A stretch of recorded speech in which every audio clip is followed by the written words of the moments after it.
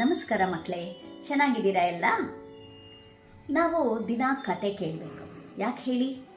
ಕತೆಯಿಂದ ನಮ್ಮ ಬುದ್ಧಿಶಕ್ತಿ ಚುರುಕಾಗತ್ತೆ. ಮತ್ತು ನಮಗೇನೇನು ಬೇಕೋ ಸರ್ವತೋಮುಖ ಬೆಳವಣಿಗೆಗೆ ಏನೆಲ್ಲ ಬೇಕಾಗತ್ತೋ ಅದೆಲ್ಲ ವಿಷಯಗಳು ಎಲ್ಲ ಕತೆಗಳ ಮುಖಾಂತರ ನಮಗೆ ದೊರಕತ್ತೆ ಅಲ್ವಾ? ಅದಕ್ಕೆ ನಾವು ಕತೆಗಳನ್ನ ಕೇಳೋದನ್ನು ಓದೋದನ್ನು ರೂಢಿಸ್ಕೋಬೇಕು. ನಾವೆಷ್ಟೇ ಯೂಟ್ಯೂಬಲ್ಲಿ ಕತೆ ನೋಡಲಿ, ಫೇಸ್ಬುಕ್ಕಲ್ಲಿ ನೋಡಲಿ, ಸಿನಿಮಾದಲ್ಲಿ ನೋಡಲಿ, ಟಿ ವಿನಲ್ಲಿ ನೋಡಲಿ, ಆದರೆ ಬೇರೆಯವ್ರ ಬಾಯಿಂದ ಕತೆ ಕೇಳ್ತೀವಲ್ಲ, ಅಂದರೆ ಅಮ್ಮನ ಬಾಯಿಂದ, ಅಜ್ಜಿ ಬಾಯಿಂದ, ಅತ್ತೆ ಬಾಯಿಂದ, ಹೀಗೆ ಎಲ್ಲರ ಬಾಯಿಂದ ಕೇಳಿದಾಗ ಅದ್ರ ಸೊಗಸೇ ಬೇರೆ. ಅದಕ್ಕೆ ಮಕ್ಕಳೇ, ನಾನು ನಿಮಗೆಲ್ಲ ಒಳ್ಳೆ ಕತೆ ಹೇಳೋಕ್ಕೆ ಬಂದಿದ್ದೀನಿ. ಇವತ್ತು ಯಾವ ಕತೆ ಹೇಳ್ತೀನಿ ಗೊತ್ತಾ ನಿಮಗೆ? ನೋಡ್ತೀರಾ? ಒಂದೂರಲ್ಲಿ ಒಬ್ಬ ರಾಜ ಇರ್ತಾನೆ, ಅವನಿಗೆ ಒಬ್ಬ ಮಂತ್ರಿ ಇರ್ತಾನೆ. ಆ ಮಂತ್ರಿ ಯಾವಾಗಲೂ ದೇವರ ಮೇಲೆ ಭಕ್ತಿ, ಶ್ರದ್ಧೆ, ನಂಬಿಕೆ ಎಲ್ಲ ಇಟ್ಕೊಂಡಿರ್ತಾನೆ. ಆಗೋದೆಲ್ಲ ಒಳ್ಳೆಯದಕ್ಕೆ ಆಗೋದು ಅಂತ ನಂಬಿರ್ತಾನೆ. ರಾಜನಿಗೆ ಒಂದೊಂದು ಸಾರಿ ಮಂತ್ರಿ ಈ ಗುಣ ಹಿಡಿಸ್ತಾ ಇರಲ್ಲ. ಒಂದು ಸಾರಿ ಏನಾಗತ್ತೆ, ರಾಜನಿಗೆ ಕತ್ತಿ ವರ್ಸೆ, ಕುದುರೆ ಸವಾರಿ ಎಲ್ಲ ಅಭ್ಯಾಸ ಮಾಡೋದು ಇದ್ದೇ ಇರುತ್ತೆ ಅಲ್ವಾ? ಆ ಥರ ಅವನು ಅಭ್ಯಾಸ ಮಾಡ್ತಾ ಇದ್ದಾಗ ಒಂದು ಕತ್ತಿ ಅವನ ಕಿರುಬೆರಳಿಗೆ ತಗಲ್ಬಿಟ್ಟು ಕಿರುಬೆರಳು ಗಾಯ ಆಗಿಬಿಡುತ್ತೆ. ಸ್ವಲ್ಪ ತುದಿ ಕತ್ತರಿಸೇ ಹೋಗುತ್ತೆ. ಆಗ ಅಲ್ಲೇ ಮಂತ್ರಿ ಇರ್ತಾನೆ. ಅವನು ತಕ್ಷಣವೇ ಪಟ್ಟಿಯೆಲ್ಲ ಮಾಡಿ ರಾಜನ ಬೆರಳಿಗೆ ಬಟ್ಟೆ ಸುತ್ತಿ, ಆಗೋದೆಲ್ಲ ಒಳ್ಳೆಯದಕ್ಕೆ ಪ್ರಭು, ಚಿಂತೆ ಮಾಡಬೇಡಿ ಅಂತ ಹೇಳ್ತಾನೆ. ಆಗ ರಾಜನಿಗೆ ಸಿಕ್ಕಾಪಟ್ಟೆ ಕೋಪ ಬಂದ್ಬಿಡುತ್ತೆ.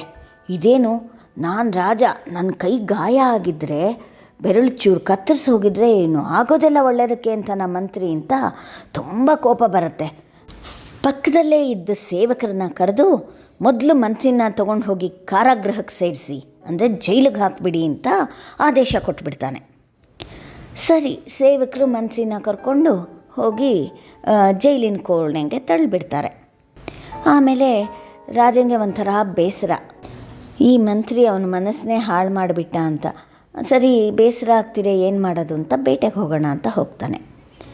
ಒಬ್ಬನೇ ಹೋಗ್ಬಿಡ್ತಾನೆ ಕಾಡಿಗೆ. ಬೇಟೆಗೆ ಹೋಗ್ತಾ ಇದ್ದಾಗ ಅಲ್ಲೇನಾಗತ್ತೆ, ಒಂದಷ್ಟು ಜನ ಗುಂಪಾಗಿ ಕಾಡು ಜನರು ಬರ್ತಾರೆ. ಅವರು ಯಾರೋ ಮನುಷ್ಯರನ್ನ ಹುಡುಕ್ತಾ ಇರ್ತಾರೆ. ಈ ರಾಜನ ನೋಡಿದ ತಕ್ಷಣ ಅವನ ಕೈಕಾಲು ಕಟ್ಟಿ ಅವರ ವಾಡೆಗೆ ಕರ್ಕೊಂಡು ಹೋಗ್ಬಿಡ್ತಾರೆ. ರಾಜ ಅಲ್ಲಿ ನೋಡ್ತಾನೆ, ಇವನು ಬಲಿಗೆ ಸಿದ್ಧತೆ ಮಾಡ್ಕೊಂಡಿದ್ದಾರೆ ಜನ. ಅಲ್ಲಿ ಪುರೋಹಿತ ಬಂದು ಬೇಗ ಬಲಿನ ಸಿದ್ಧ ಮಾಡಿ ಅಂತ ಹೇಳಿ, ಯಾರನ್ನು ತಂದಿದ್ದೀರಾ ನೋಡೋಣ ಅಂತ ರಾಜನ್ನ ಗಮನಿಸ್ತಾನೆ. ಆಗ ರಾಜನ ಕಿರುಬೆರಳಿಗೆ ಗಾಯ ಆಗಿಬಿಟ್ಟಿರುತ್ತಲ್ಲ, ಅದು ನೋಡಿದ ತಕ್ಷಣ ಪುರೋಹಿತ ಹೇಳ್ತಾನೆ, ಯಾಕ್ರಯ್ಯ ಇಂಥ ಮನುಷ್ಯನ ಕರ್ಕೊಂಬಂದಿದ್ದೀರಾ? ಬಲಿ ಕೊಡೋಕ್ಕೆ ಎಲ್ಲ ಪರಿಪೂರ್ಣವಾಗಿರಬೇಕು, ಈ ಥರ ಗಾಯ ಆಗಿರೋ ಮನುಷ್ಯನ ಕೊಡೋ ಹಾಗಿಲ್ಲ, ಕಳಿಸಿ ಅವನನ್ನು ಬಿಟ್ಬಿಟ್ಟು ಅಂತ ಹೇಳಿಬಿಡ್ತಾನೆ.